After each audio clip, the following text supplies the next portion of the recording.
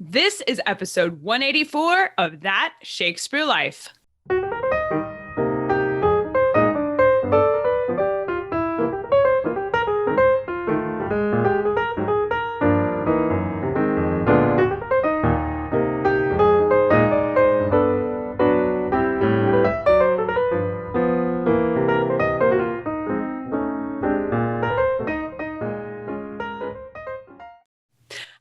Welcome. If you're new here, I'm Cassidy Cash, and this is the show where we dive into the history of William Shakespeare by interviewing the experts that know him best. We take a look at foods they ate, major events that happened, and random little tidbits of information from turn of the 17th century England that just might surprise you. If you like Shakespeare history, then hit that like and subscribe button because we're here every Monday. If you like our show and want to go even deeper into the life of William Shakespeare, then consider becoming a member. Members get access to our history activity kits, Shakespeare printables, and behind-the-scenes access to get even closer to history right here in the studio. Explore all the member benefits and bonus features at cassidycash.com/experience, and stay tuned after the episode for even more details. In 1606, as Shakespeare staged Macbeth, James I had published his book on witchcraft and the supernatural called Daemonology. And witch trials were rampant across the UK, bringing women of all ages, classes to court for acts of anger, revenge, and even mental illness, all of which called them under suspicion of evil magic. The presence of witches on stage was not merely theatrical for Shakespeare's plays, but also represented a cultural reality for turn of the 17th century society, which witches, spells, magic, and the consequence of delving into the supernatural were active in the lives of Elizabethan England. One particularly harsh case of witchcraft in 1578 occurred when Shakespeare was just 14 years old and saw a woman named Elizabeth Stiles brought before the court for her acts of anger, considered so threatening to Elizabeth I that Elizabeth had her famous magus and astrologer John Dee perform acts of counter magic to defend against it. Here this week to share the story of what happened to Elizabeth Stiles, why she was charged as a witch, and what these incidents tell us about Shakespeare's presentation of witches in Macbeth and Henry VI Part 2, is our guest and author of Witchcraft in Shakespeare's England for the British Library, Carole Levine. Carole Levine is a Willa Cather professor of history at the University of Nebraska, where she specializes in early modern English cultural and women's history. She is the author and editor of 19 books, including The Heart and Stomach of a King, Elizabeth I and the Politics of Sex and Power, and the co-authored with John Watkins, Shakespeare's Foreign Worlds. She is a fellow of the Royal Historical Society and was a Fulbright scholar at the University of New York in 2015. She is also the author of the one-woman, one-act play, Elizabeth I in Her Own Words, most recently performed at the 2019 United Solo Theater Festival in New York City. Her current research projects focus on royal women during the late medieval and early modern England periods, and you can find out more about Carole in the show notes for today's episode. Hello, Carole. Welcome to the show. Thank you so much, Cassidy. I am so delighted to be here. Why are the three witches in Macbeth called the Weird Sisters? And is there a 16th century cultural basis for that phrase? It's a really great question. And weird, which was spelled W-Y-R-D in the 16th century, had other meanings than what we think of today. So it can mean the principle, power, or agency by which events are predetermined, suggesting fate or destiny, but it can also mean magical power and enchantment, which is not the way the word means today at all, but would resonate with Shakespeare's audience. We think of witches as fake for the most part, and when we see them in plays as an audience, there's not this expectation that we're seeing real witch behavior on stage. However, when Shakespeare was writing about Eleanor, Duchess of Gloucester, conjuring a spell to determine the fate of Henry VI in Henry VI Part 2, for Shakespeare and the audience of the 1590s to which he was presenting this play, that scene was much more real than we take it today. Carole, what was the scene based on? Was this a real incident that Shakespeare could have been familiar with? It was a real incident that he was definitely familiar with, and he would be familiar with it from reading Holinshed's Chronicles, other books, the Mirrors of Majesty, that would have explicitly talked about it. And it's a fascinating scene because Eleanor Cobham had been the Duke of Gloucester's mistress. He later married her. She was very ambitious. So she actually did try to find out, since Henry VI had no children, when the young king would die, so she might be queen. But someone in her household, which often happens, let the government know. And she was then, and again, it shows the real difference when somebody is aristocratic versus somebody who is not, because the conjurer and the witch, Marjorie Jordan, were executed.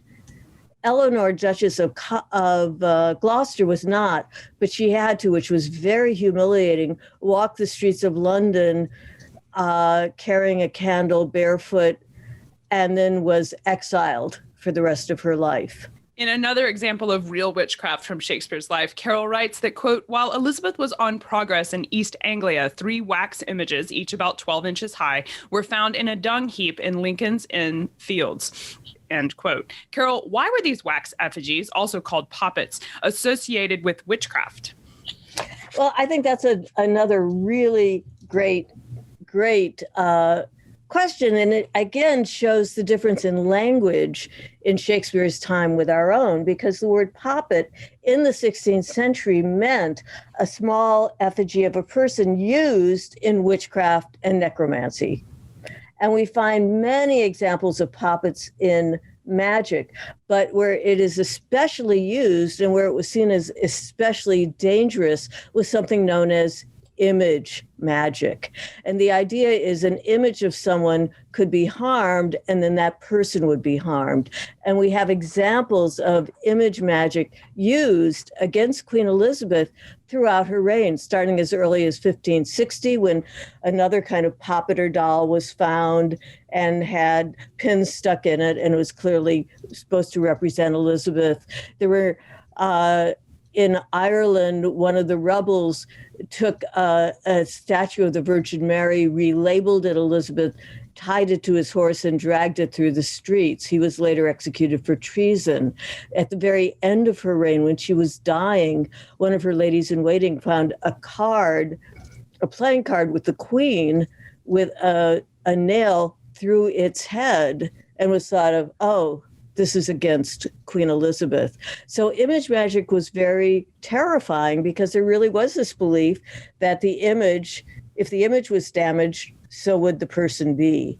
And again, in Holinshed, we have some amazing examples of Scottish kings who were attacked through using a poppet who was damaged, and then the king couldn't sleep, was sweating, was having terrible trouble until the witches were arrested. So we can really understand the terror these 3 poppets held to people, especially the Privy Council. And they were so, in fact, terrified, especially because when Elizabeth was in Norwich, she was not feeling well. What it actually was toothache. Elizabeth had bad teeth, and this was always a problem for her. But her headaches, her pains made people think, oh, it's the poppet. And they invited John Dee, who was an astrologer, a magician, well known to Elizabeth. She stopped at his house many times, consulted with him. He was the one who chose, at her request, the day of her coronation, so it would be propitious. And Dee was asked to go to Norwich and do something with the Queen to kind of lift any spell that was put on her. Why was someone able to find them in a dung heap? This was surprising to me, because I didn't know if dung heaps were regularly inspected, or it just didn't. I think somebody was just kind of wandering around there and maybe thinking, oh, maybe somebody threw something out that would be valuable. Okay. And it's kind of funny, I know, because I've found dung heaps when I've been doing research. I found them on a number of occasions in court cases. Oh, the body was buried in a dung heap. Oh, somebody used the dung heap. So I'm kind of amazed by it too, because you don't think that's a place where people are going to go exploring, but apparently someone did, and reported this to the Privy Council, and they were terribly upset. So in the end, we don't know who made them. That was never actually found out. So So how did they identify the effigies as having been made for Queen Elizabeth specifically? Well, one of them was clearly a woman, I think had the name Elizabeth on it and had a little crown. And then they thought the other two were her close advisors, possibly Sir William Cecil and Sir Francis Walsingham. We can see the pervasive mindset concerning witches in Elizabethan England from these examples. But when it comes to the case of Elizabeth Stile in 1578, what did she do specifically that brought her to court over witchcraft? Well, Elizabeth Stile was known for her kind of bad behavior. And there were several, in the 1570s, several accounts of this, things that she had done, and we can talk about that more in a moment. But a very wealthy person, Richard Gales, was very upset with her around 78, 79.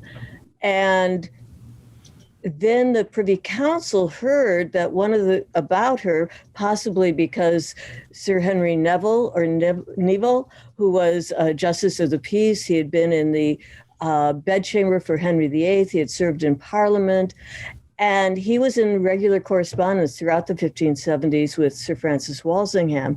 So the Privy Council apparently heard that there were Elizabeth Stiles created poppets that were similar to the poppets that were found in the dung heap.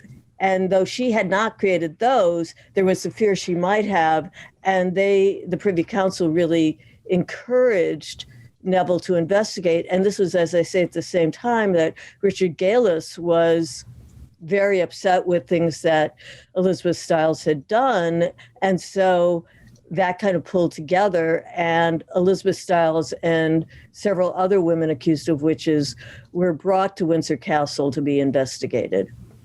Carole writes that the neighbor, quote, immediately blamed Elizabeth Stile for the illness. Carole, did Elizabeth Stile already have this reputation as a witch before she was brought to trial? You mentioned that Gales was upset with her. Was he upset with her over witchcraft? Oh, yeah. She had a reputation of being cranky, antisocial, rude, precisely the kind of woman you wouldn't want to be around, wouldn't want to be begging from you.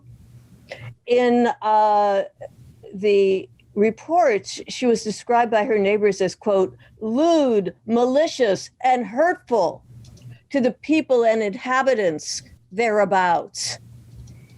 Apparently, she liked to threaten people, her neighbors, especially, and again, and we'll see it in Macbeth, the idea of mischief following anger, but she liked to ask people for things and would be angry if they didn't give them. So their fear of her helped her for a while to get things, but then really bubbled over. And there were numerous instances of threats, of spite, of village people having interactions with her and then suffering from pain or illness. There was even said somebody went mad because of what she did.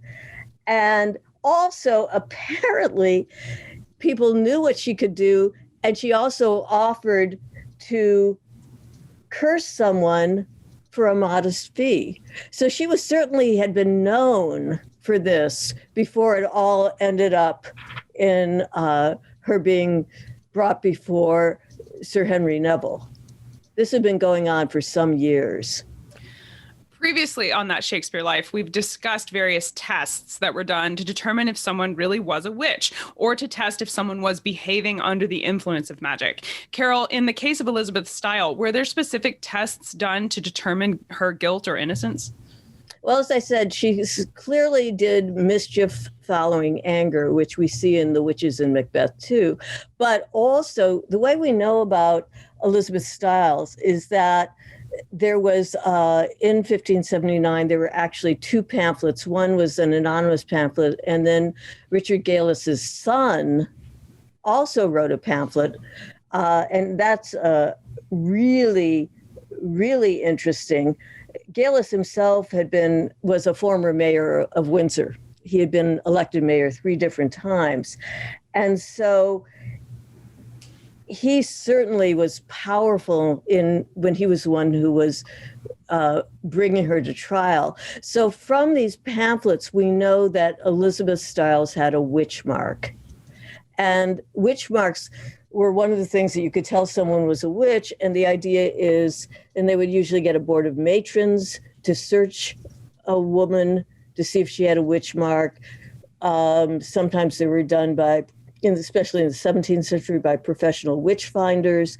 But it would be a mark on her body, and it would be what the devil put on her body to kind of seal their deal that he would help her.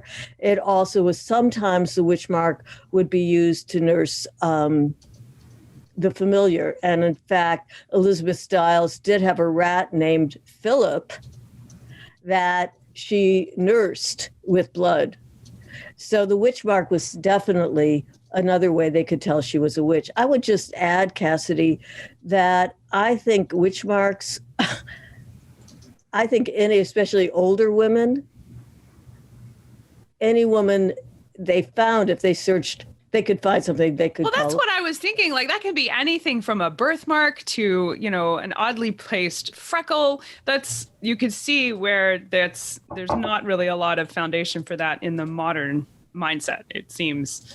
One of the things that was sometimes done, and we see it in the 17th century witch finder Matthew Hopkins, but he said, well, witch marks have no feelings. And he had this thing that he would kind of prick women and they'd be yelling and screaming. And then he'd do it on the witch mark and they wouldn't have any feeling. But it actually was a retractable needle. Oh, it was a trick. That was a no. trick.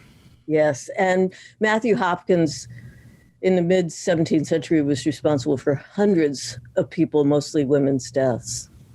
Carole writes that Elizabeth Stiles claimed that two women had gotten her involved in witchcraft, named Mother Devil and Mother Dutton, some rather unfortunately named at this point in their trial. But Carole, why are these women called Mother? That seems an interesting title. And what was the image magic they were supposed to have practiced? So Mother was used as respectfully, but usually actually mock respectfully for older, poor women who are uneducated. It was the term that was used. But I also think it's kind of interesting because it also suggests connections, family connections that weren't actually there. And I think you were, Cassidy, asking earlier about the weird sisters. And we don't know if those witches in Macbeth are truly biological family, or if they're sisters by their connection with each other in witchcraft. And I'm wondering if so many of women, older women accused of witchcraft were called Mother because it, again, maybe even suggested this kind of commonality, connection between them. But it was, as I say, a term that was theoretically supposed to be respectful, but in fact was really mocking to use. And they were said to have practiced image magic. Why did Elizabeth Stiles bring them into the trial? Okay, so image magic, as I've suggested, Elizabeth Stiles made poppets and would then damage the poppets. She'd put thistles on them, other things. She'd hang them on her wall and smack them around. And this was one of her ways of trying to damage her neighbors if she wanted to do that. And apparently these other witches were also very much involved in it, with image magic. And as I say, especially with the fear of what was happening to Queen Elizabeth, this image magic was seen as very dangerous and serious. Well, what ultimately happened to them? How did the trial end? Were Elizabeth Stiles and the mothers executed? Well, they were. And interestingly enough, Elizabeth Stiles confessed. The other women didn't. And we have her confession, and she confessed to all sorts of evil magic and witchcraft that she had performed against various neighbors. But we don't know exactly why she confessed. And one of the things that is said about English witchcraft as opposed to the continent is they say, oh, these women weren't tortured. And it's true, they were not put on a rack. They were not tortured in sort of what we would see as the more traditional ways.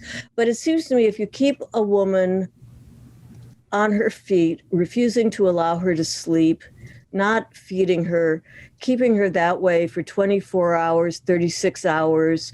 And we don't know that happened to Elizabeth Stiles, but we do know that happened to many other women who confessed. It's not surprising that women might well be willing to confess, and their minds might be just very scattered by that time. So there were certainly ways to get confessions that were not simply, oh, I want to confess. The other women did not, but Stiles' confession was enough that they were all hanged in February 1579. I know we would love to explore her story further and to look into the history of puppets and some of these other stories you're telling us about how the English witches were treated. What are some of your favorite books or resources you can recommend we use to learn more?